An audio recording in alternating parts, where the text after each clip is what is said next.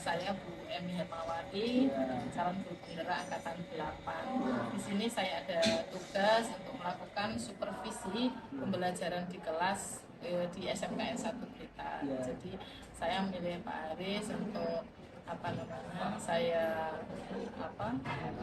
ajak mitra dengan saya dalam hal supervisi pembelajaran di kelas. Bagaimana Pak Haris siap untuk itu? Siap. Terima kasih kalau ada kegiatan seperti ini semoga bermanfaat. Selamat siang Pak Haris. Selamat siang Bu Emi, apa bisa saya bantu? Saya pengen ini Pak Haris melakukan supervisi pembelajaran di kelas Pak Haris. Sebelumnya gimana kabarnya Pak Haris? Alhamdulillah baik. Iya, lama tidak ketemu dan sekarang saya ingin melihat supervisi pembelajaran di kelas Pak Haris. Yang pertama adalah sedikit ada pertanyaan sebelum pelaksanaan supervisi ya. Pak Haris ingin saya bantu mengembangkan kompetensi yang mana? Ya, ini Bu Emi, kebetulan kalau di kurikulum Merdeka kita harus mengenali karakteristik dari masing-masing siswa didik ya, karena itu bagian dari tes diagnostik yang harus kita lakukan di dalam kurikulum Merdeka. Nah, saya terkadang mengalami kebingungan bagaimana cara mengenali karakteristik siswa itu, karena memang saya guru produktif, saya kurang kompeten di bidang itu, sehingga mungkin Bu Emi bisa membantu saya dalam Jadi kompetensi dalam mengenali karakteristik dan gaya belajar siswa. Yang kedua adalah bagian mana yang nantinya Pak Haris ingin untuk saya amati? Ya, itu berarti di bagian awal ya. Kita sebelum melakukan proses tahap awal pembelajaran lebih lanjut, itu kita harus mengenali karakteristik dari masing-masing siswa kita. Itu kita awal. Mungkin pada saat asesmen? Ya, asesmen awal gitu. Asesmen awal. Selanjutnya, bagaimana penilaian Pak Haris sendiri terhadap apa yang akan kita kembangkan? Ya, harapan saya dengan adanya kegiatan ini, supervisi ini, saya tentunya berharap bagaimana saya bisa lebih cepat mengenal karakteristik masing-masing siswa. Saya punya triknya, saya punya ilmunya, kira-kira seperti apa sih yang benar. Trik mengenali karakteristik karakteristik siswa sebelum memulai pembelajaran. Berarti intinya nanti di sini adalah pada awal pembelajaran. Yang terakhir mungkin apa harapan dari observasi yang akan kita lakukan bersama ini? Ya, tentunya harapan saya tujuan pembelajaran itu tercapai. Tujuan utama dari pembelajaran itu adalah bagaimana siswa memiliki kompetensi yang bagus dengan mengenali minat, bakat, termasuk karakteristik siswa ini sesuai dengan tujuan pembelajaran yang ingin saya capai. Saya kira itu ingin saya capai. Jadi harapannya tujuan pembelajaran itu tercapai dan bisa mengenali karakteristik siswa dengan mungkin itu saja Pak Haris. Pertanyaan saya sebelum melakukan supervisi. Terima kasih atas waktu yang diberikan kepada saya. Nanti kita akan ketemu kembali di proses pembelajaran di kelas. Terima kasih. Assalamualaikum Pak Haris.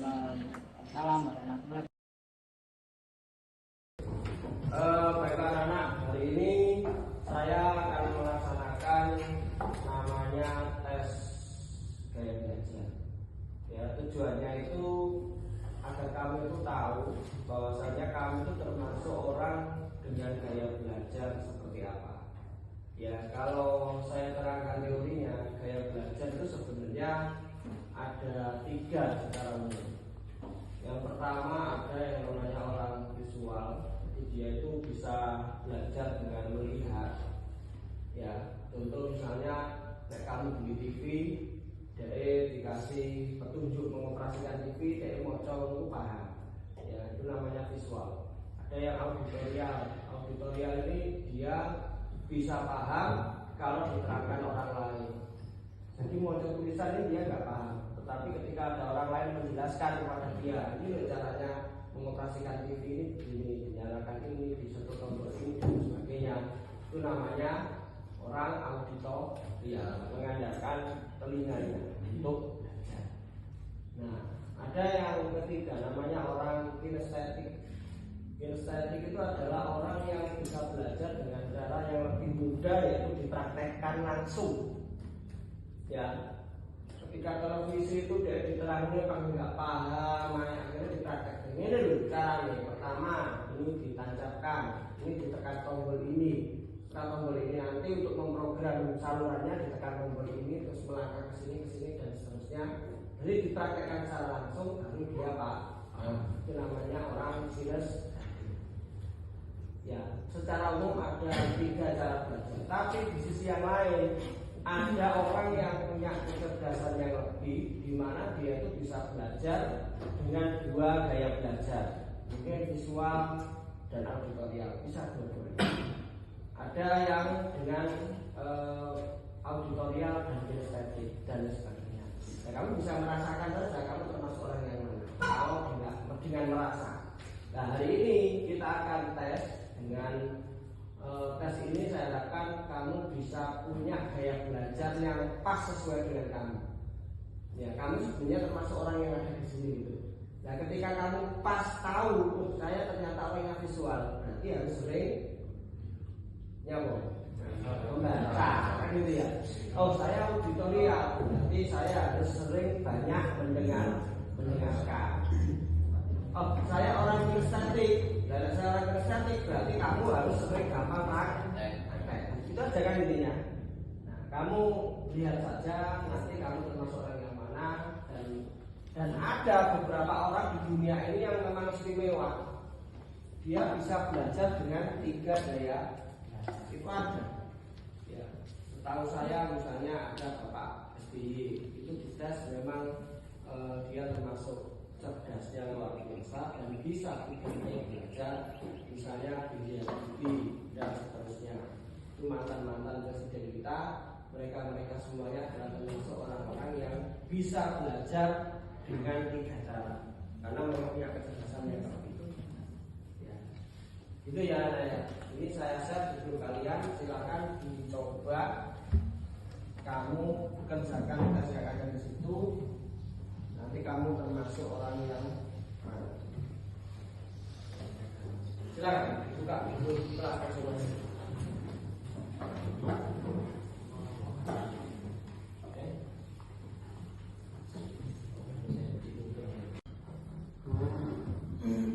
Ikuti tes sekarang ini Pak. Ya, kalau sudah masuk gaya belajar, ikuti tes itu. Untuk di atas 3 itu kamu klik. Ini karena gambar itu.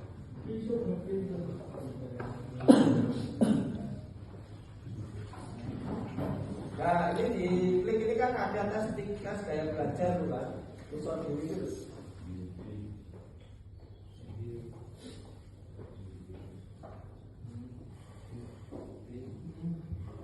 Tes gaya belajar kamu klik, terus langsung mulai tes. Ikuti saja di situ, dibaca dengan tenang, santai, disesuaikan kondisimu. Ini nggak ada yang benar salah ya. Sesuai kalau kamu.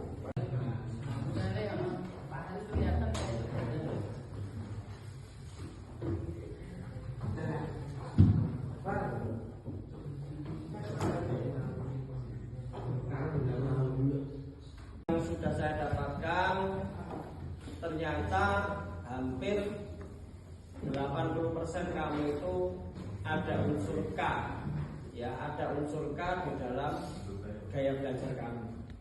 Ya, K itu artinya apa? Kinestetik. Kinestetik itu berarti apa? Lebih belajar, lebih mudah dengan cara dipraktekkan. Artinya di sini kamu di SMK ini sudah pas, ya.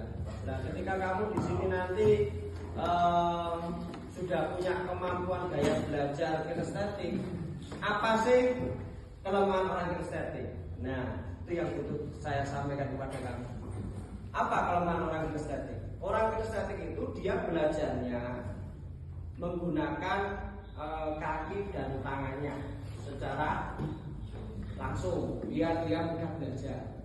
Nah, Nah, ciri-cirinya orang kinestetik, persahabatan dengan orang lain, caranya berbicara itu gampang menyentuh. Ini orang sing kinestetik murni loh ya, tidak ada ya. Kinestetik murni itu lah ngomongan, yo apa dadak.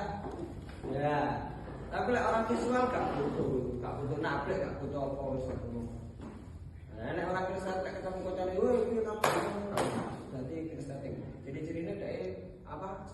Bersentuhan dengan orang itu apakah jadi masalah? Ya jadi masalah. Orang itu hanya memang bawaan dia kan gitu ya.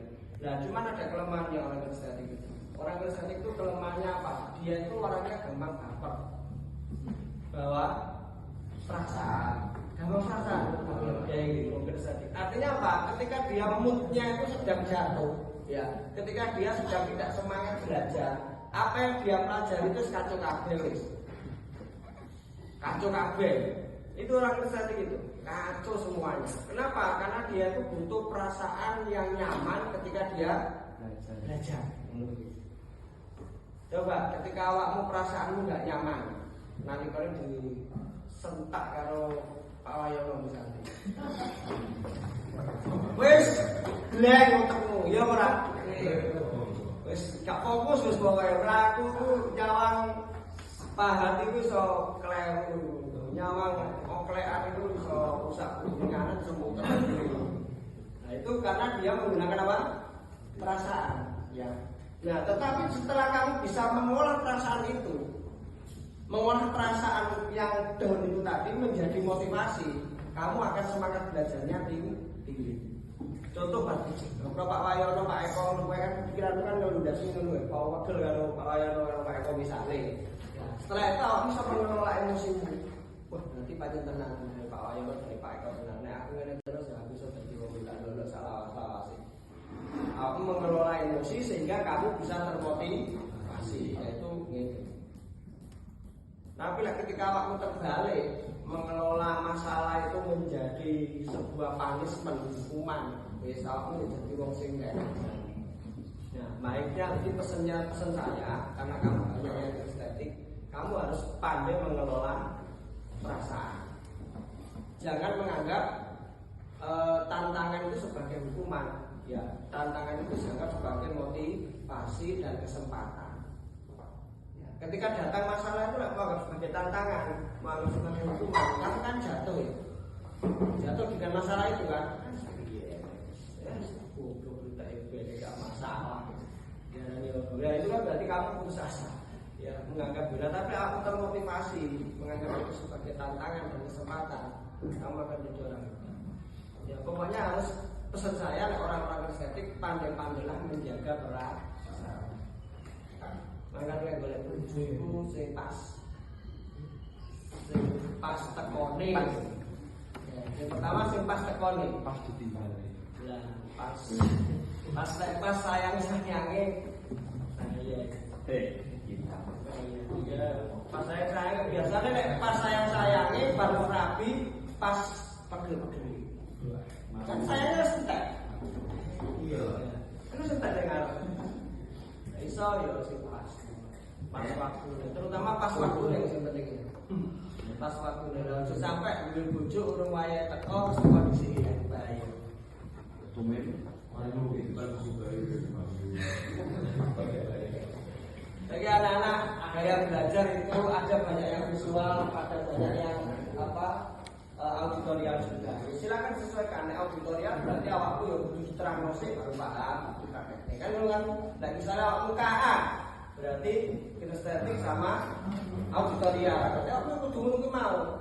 Kowe lek maca kene mbok bolak-balik detail gak paham aku biasa itu. Contohnya misalnya tes wawancara Pak Wayono. Kamu belajar dari buku kan? Kamu mau maca gak masuk awakmu. Gue delete pol biasanya. Aneh soalnya kamu bukan orang visual. Tapi lek awakmu diterangke kancamu, terangno gitu carane iki. Diterangke kancamu kamu paham. Oh, berarti kamu karena gaya belajarnya apa tadi? Auditorial. Ya, lalu kamu paham. Kalau terangke kancamu carane. Utawa buku kok cocok kancamu ngene lah, tak omahmu cocok. Atau lek terpaksa gak duwe kanca, carane piye? Dilafalne, dibanterno. Jadi model itu dilafalkan. Tujuannya apa? Dilafalkan itu biar didengar. Perkenalkan, saya Bu Emi Hermawati, CGP Angkatan 8 Kota Blitar. Di sini saya akan melaksanakan pasca observasi dengan Bapak Haris. Yang kemarin hari Rabu saya telah melaksanakan supervisi pembelajaran di kelasnya Pak Haris, kelas 12 TPM 20. Selamat siang Pak Haris. Selamat siang. Gimana kabarnya? Kita kemarin sudah melaksanakan supervisi pembelajaran dia di kelasnya Pak Haris. Gimana Pak Haris? Dari apa namanya, kemarin Pak Haris kan ingin dikembangkan dalam kompetensinya apa? Itu ya. Iya, pengenalan karakteristik di awal pembelajaran Pak Haris. Mungkin ada refleksi dari Pak Haris tentang pembelajaran kemarin. Ya, setelah saya melaksanakan tes kayak ternyata anak-anak itu terus kita belajar karena saya itu adalah anak yang auditornya bisa lapangan. Kalau lapangan itu kalau anak saya menurut saya itu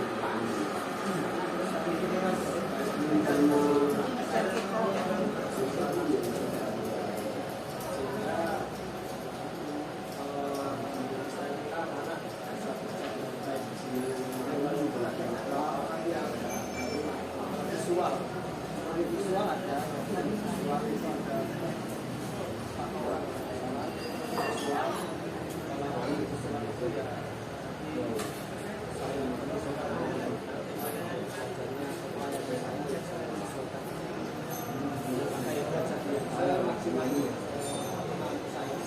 saya belajar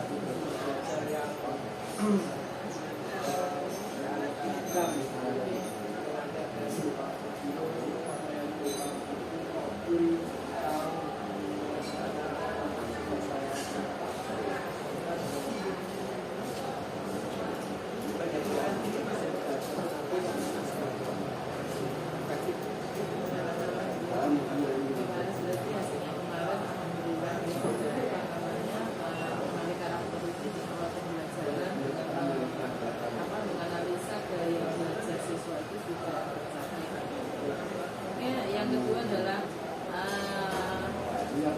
ininya di supervisi kemarin, topik percakapannya di mana? Ya di tes diagnostik awal awal